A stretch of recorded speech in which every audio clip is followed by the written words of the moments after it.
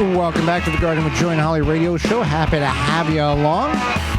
You want more information about those companies that make the show possible? Our parent website, thewisconsinvegetablegardener.com, underneath the Money tab for coupon codes and the Season 9 tab for all sponsors listed. Many of them are returning as we are working diligently for Season 10 in 2026. And we will talk more about that next week in our final show. So while we are in the process here of the conclusion of our growing season, we're going to talk about some diseases that you may have been exposed to in the garden, your plants, what they are, and how best to manage them if management of them is actually a thing. All right, I think we should talk about this one, even though it's not seed starting time, but it's always good to remember. We don't have an order here, but damping off, and you might hear this from, you watch these short video formats, whether it be on Facebook or TikTok or whatever, and somebody might be, I'm having damping off, and they might kind of explain it, but not really. So damping off is a common and fatal disease, and it affects all types of plant seedlings, and it's most prevalent when seeds are germinating in cool, wet soils. So it's typically right when they kind of emerge. Right, they get about 1 or 2 inches tall, and then they just fall over, and that's it. Yeah, so they usually look kind of healthy, and then all of a sudden they're just like off. So you want to make sure you are not over watering your soil. You want to make sure you are starting your seeds in a warm room temperature area, so about 68 degrees and above. If you are, for some reason, starting your seeds in like a basement or an attic where it's not unclimatized location, you want to do something about heat mats, things like that.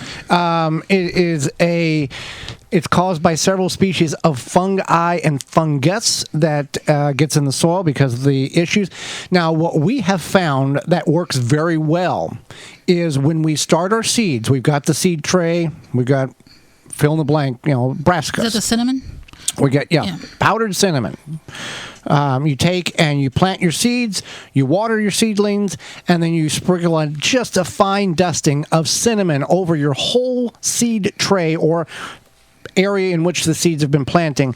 And that that cinnamon has beneficial properties that will fight the fungi and the fungus that is in that soil, or potentially in that soil, in which you will not experience the dampening off.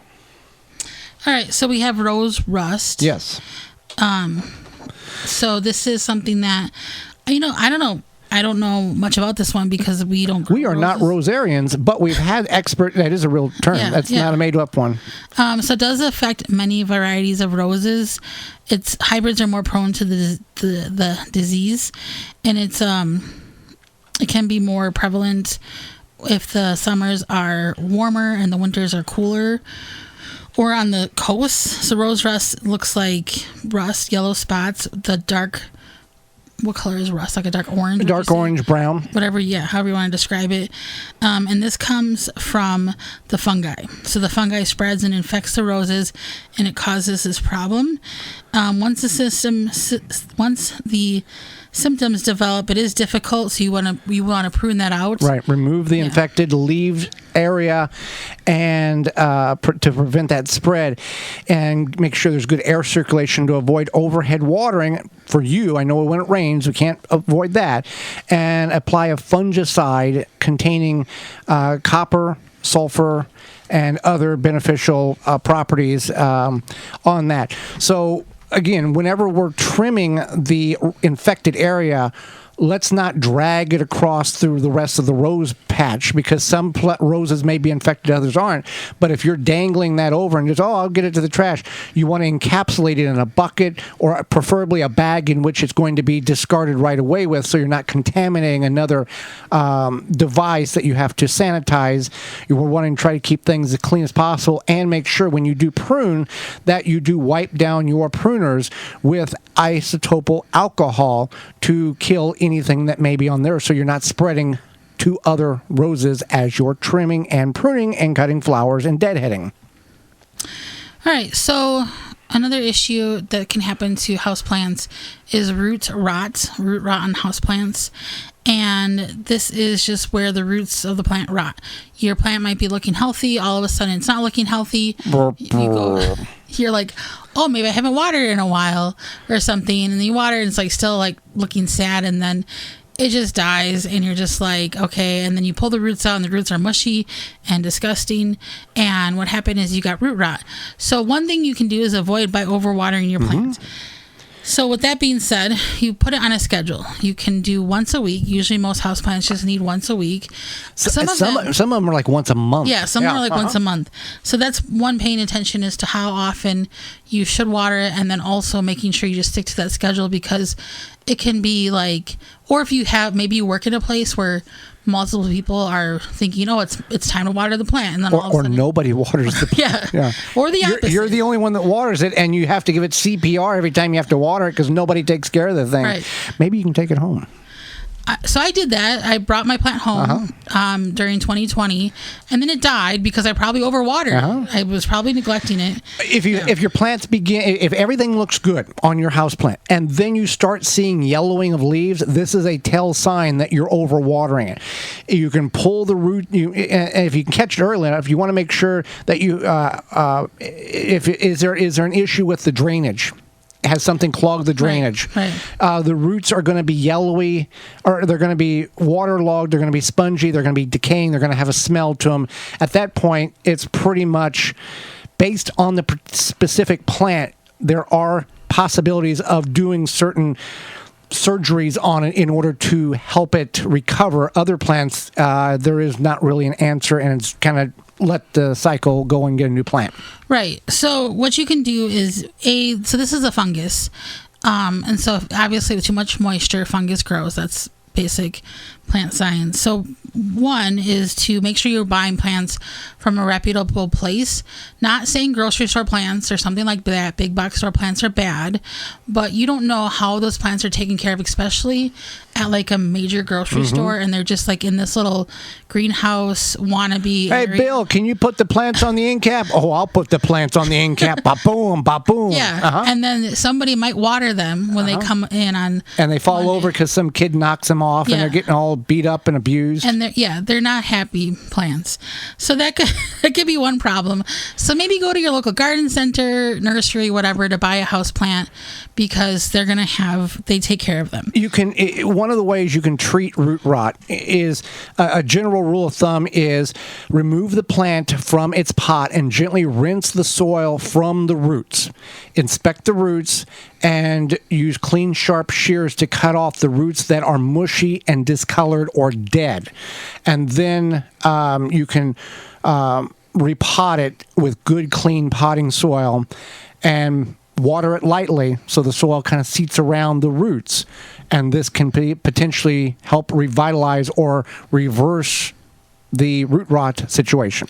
Right. And if you've got root rot on your plants, don't feel bad, but don't get mad if somebody bought you the plant from the local grocery store. It's not their fault.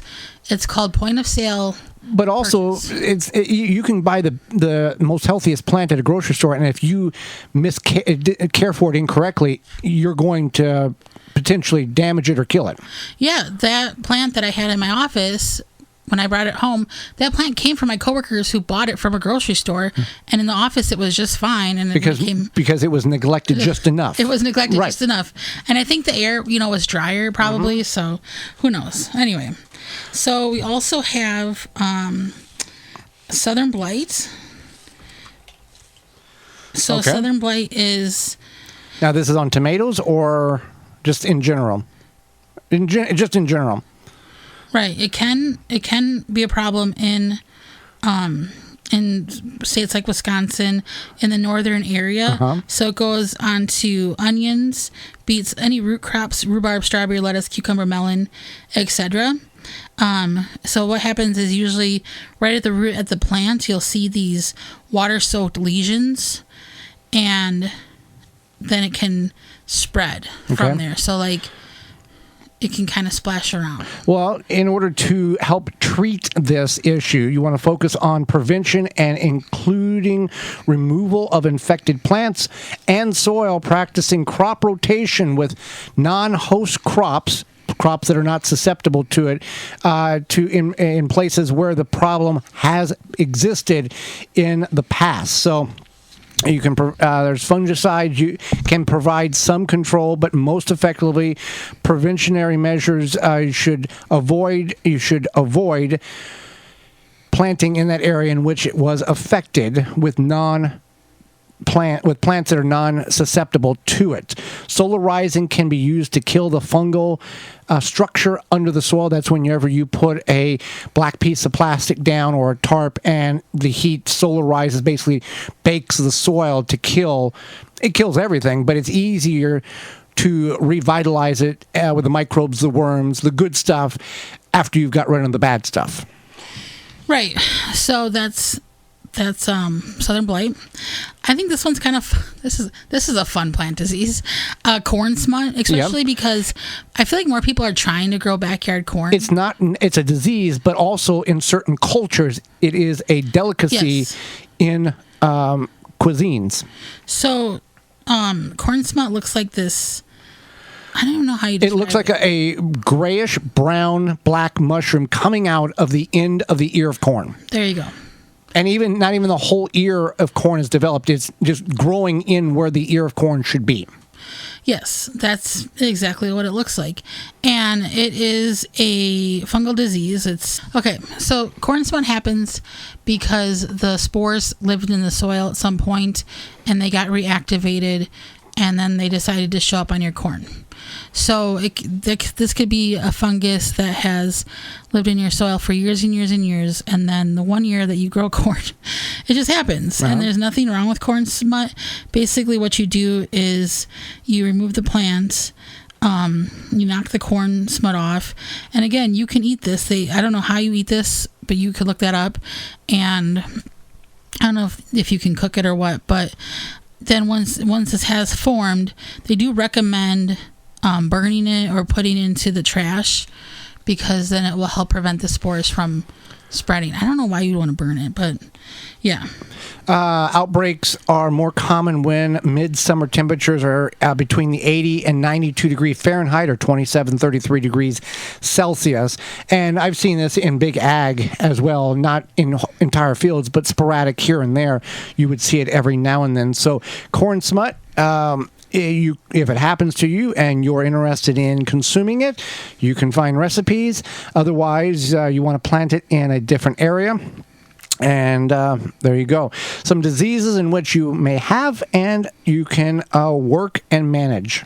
Joey, summer is winding down, but just because it's fall, we don't want to forget about our yards and those Japanese beetles and other grubs. They may now be hidden, but they're not far. Not only did the beetles feast on your roses and berries this summer, they laid eggs in your turf so that they can invade your yard again next year. Fight back with Phylum's Grub Gone. Grub Gone is a non-chemical BT granule that applied to lawns and specifically targets scarab pests and their larvae, with an 80% plus control even in the fall. Holly, did you know that Grub Gone is the only non-chemical choice that effectively controls grubs? And when you combine it with the best chemical grub control at very low amounts, BioAdvanced grub control products, the tough-to-kill fall season grubs, are hit with a 1-2 punch that kills them at the best rate tested, nearly 100%. This combo of the best of biology and chemistry is called IPM, Integrated Pest Management, which is the best industry practice. Mix 1.25 pounds of each per 1,000 square feet equals 100% control. Grub Gone from Phylum Bioproducts, the best combination of safety and performance.